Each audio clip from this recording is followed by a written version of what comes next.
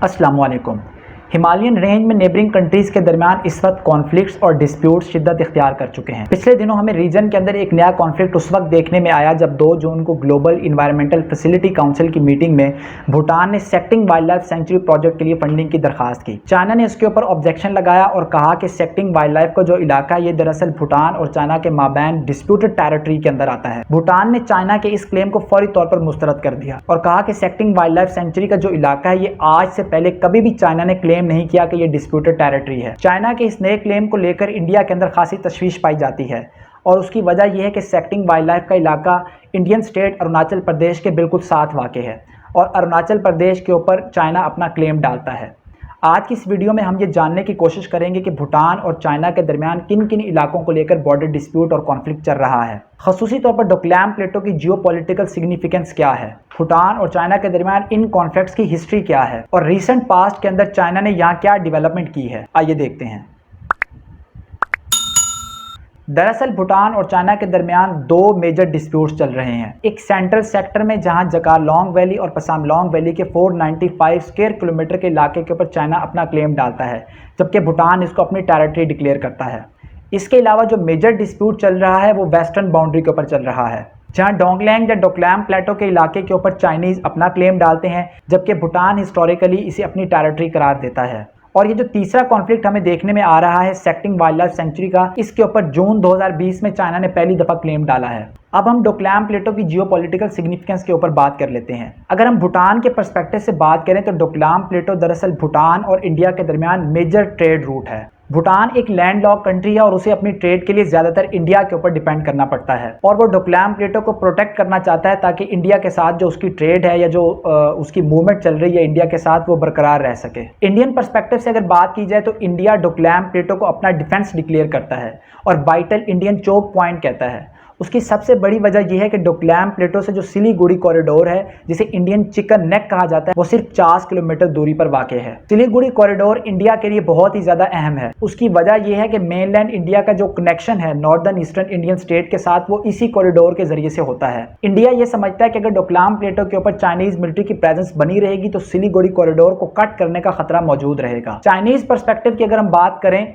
तो चाइना खित्ते के अंदर अपनी डोमिनेंस को बढ़ाना चाहता है। वो चाहता है कि डोकलाम प्लेटो के ऊपर वो अपनी मिलिट्री बेसिस बना सके और यहाँ अपनी मिलिट्री प्रेजेंस को बढ़ा सके, ताकि वक्त आने के ऊपर जब इंडिया और चाइना के माबैन टेंशन इंक्रीज हो तो चाइना जो नॉर्दर्न ईस्टर्न इंडियन स्टेट्स की सप्लाई लाइन है, सिलीगुड़ी कॉरिडोर है, जो इंडियन चिकन नेक है, उसको काट दे। यूं तीनों मालिक के जो इंटरेस्ट है उन इंटरेस्ट के चलते डोकलाम प्लेटो की जियोपॉलिटिकल सिग्निफिकेंस बहुत ज्यादा है और तीनों कंट्रीज अपने अपने इंटरेस्ट को सपोर्ट करते हैं और अपने अपने इंटरेस्ट को प्रोटेक्ट करना चाहते हैं। हिस्टोरिकली अगर हम बात करें तो हमारी कहानी शुरू होती है 1890 से, जब सिक्किम तिब्बत बॉर्डर को डिफाइन करने के लिए किंग डायनेस्टी और ब्रिटिश गवर्नमेंट के दरमियान एक ट्रीटी साइन हुई थी, जिसे सिक्किम तिब्बत ट्रीटी ऑफ 1890 या कलकत्ता कन्वेंशन ऑफ 1890 के नाम से याद किया जाता है। चाइना इसी कन्वेंशन के आर्टिकल 1 का सहारा लेते हुए डोकलाम प्लेटो या डेंगलोंग के इलाके को अपनी टेरिटरी करार देता है, जबकि भूटान का यहाँ पर ये मानना है कि ये जो ट्रीटी साइन हुई थी ये बेसिकली इंडिया और चाइना के बॉर्डर को डिफाइन करने के लिए साइन हुई थी और उस वक्त भूटान से किसी किस्म का कोई कंसल्ट नहीं किया गया था। भूटान 17वीं सेंचुरी से इस इलाके को अपनी टेरिटरी डिक्लेयर करता है। 1959 तक चाइना ने डोकलाम प्लेटो के इलाके के ऊपर किसी किस्म का कोई क्लेम नहीं डाला। 1959 में जब चाइना ने तिब्बत को कंट्रोल कर लिया तो पीपल लिबरेशन आर्मी ने भूटनीज एरिया की तरफ पेशकदमी शुरू कर दी और भूटान के छोटे छोटे इलाकों के ऊपर कब्जा करना शुरू कर दिया। इसको लेकर भूटान में काफ़ी प्रोटेस्ट भी किए गए। भूटान और चाइना के दरमियान 1988 में एक एग्रीमेंट साइन हो गया। उस एग्रीमेंट के अकॉर्डिंगली दोनों जो आर्मीज हैं वो 1959 से पहले की जो बॉर्डर लाइन थी उसके ऊपर बरकरार रहेंगी और जो डिस्प्यूट चल रहा है वो जब तक मुज़ाकरात से हल नहीं हो जाता तब तक दोनों जो कंट्रीज हैं वो स्टेटस को चेंज करने की कोशिश नहीं करेंगे। 1988 से लेकर अब तक तकरीबन दोनों गवर्नमेंट्स के दरमियान 24 राउंड ऑफ टॉक्स हो चुके हैं, जिसके अंदर ये जो डिस्प्यूट है इसको रिजॉल्व करने की कोशिश की जा चुकी है, लेकिन अभी भी डोकलाम प्लेटो को लेकर भूटान और चाइना के माबैन कॉन्फ्लिक्ट मौजूद है। यो अगर हम हिस्टोरिकली देखें तो ये बात क्लियर हो जाती है कि भूटान इसको अपनी टेरिटरी करार देता है और चाइना इसके ऊपर अपना क्लेम डालता है। यूं चाइना ये जरूरी समझता है कि भूटान के ऊपर प्रेशर डेवलप किया जा सके। इसी कॉन्फ्लिक्ट के चलते भूटान और चाइना के दरमियान डिप्लोमेटिक रिलेशन तकरीबन ना होने के बराबर हैं। दोनों गवर्नमेंट सिर्फ बायलैटरल टॉक्स करती हैं और उन्हें टॉक्स के नतीजे में बॉर्डर कॉन्फ्लिक्ट या दूसरे मामलात को देखा जाता है। 1959 से अगर हम बात करें तो चाइना की हमेशा से ये ख्वाहिश रही है कि डोकलाम प्लेटो और इसके साथ जो मुल्का इलाके हैं वहाँ पर कंस्ट्रक्शन के काम किए जा सकें। ख़ुसूसन 21वीं सेंचुरी के आगाज़ से चाइना ने यहाँ पर डेवलपमेंट के कामों के ऊपर खुसूसी तवज्जो देना शुरू कर दी है। 2004 में चाइना ने डोकलाम प्लेटो के साथ नए रोड कंस्ट्रक्ट करना शुरू कर दिए हैं और इसके अंदर खासी तेजी भी आ चुकी है। 2009 में चाइना ने जूरी रिज और पोथियोगैंग रिज के इलाकों के ऊपर ब्रिजेस भी कंस्ट्रक्ट किए थे और ल्हासा से लेकर यडोंग तक 500 किलोमीटर तवील एक नई हाईवे भी बनाई थी और इस हाईवे की वजह से ल्हासा और यडोंग का जो दरमियानी फासला है वो अब सिर्फ 8 या 9 घंटे का रह गया है। बीजिंग से लेकर ल्हासा तक रेलवे रोड और ल्हासा से लेकर यडोंग तक की जो हाईवे है उसके पीछे बनाने का सबसे बड़ा मकसद ये है कि चाइना इस इलाके के अंदर जो अपनी प्रेजेंस है उसको फास्ट करना चाहता है। यानी अगर कभी हालात नाजुक हो और ज़रूरत पड़े तो चाइना बीजिंग से फौरी तौर पर सप्लाई भेज सके और पीपल लिबरेशन आर्मी को इस इलाके के अंदर मोबिलाइज कर सके। जो अगर हम देखें तो इंडिया का जो गेटवे है, जो सिलीगुड़ी कॉरिडोर, जो इंडियन चोक पॉइंट है, चाइना बिल्कुल उससे थोड़ा सा दूर अपनी प्रेजेंस को बहुत तेजी से बढ़ाना शुरू कर चुका है। 2017 में